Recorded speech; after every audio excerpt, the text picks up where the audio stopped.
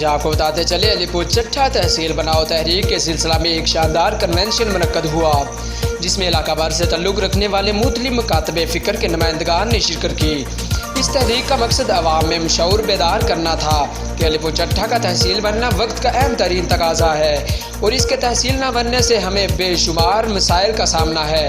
Alipur Chatha bypass फाटक की बहाली से शोहरत हासिल करने वाले नौजवान अहलाक हैदर चट्ठा इलाका के सपूत होने की हैसियत से इस तहरीक को लेकर सामने आए हैं। अहलाक हैदर चट्ठा और इनकी टीम की कोशिशों से गुज़िश्ता रोज़ एक शानदार कन्वेंशन का एहतमाम किया गया, जिसकी निकाबत प्रोफेसर काशिफ मुस्तफ़ा ने की, शहबाज कुरैशी ने तलावत की, जबकि मोहम्मद बूटा ने नात पढ़ी।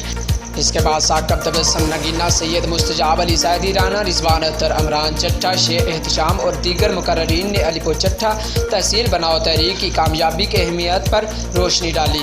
मुकर्ररीन ने वाज़िया किया कि यह तहरीक कतई तौर पर गैर सियासी और गैर मजहबी है, जो सिर्फ और सिर्फ इलाका की मुश्तरका आवाज़ बनेगी। अहलाक हैदर चट्ठा ने इसके तरीक़ेकार की वजाहत की। इन्होंने बताया कि इस इलाके की कमोपेश 5 लाख की आबादी है, इसलिए यह अलीपुर चट्ठा का हक है कि इसे तहसील बनाया जाए।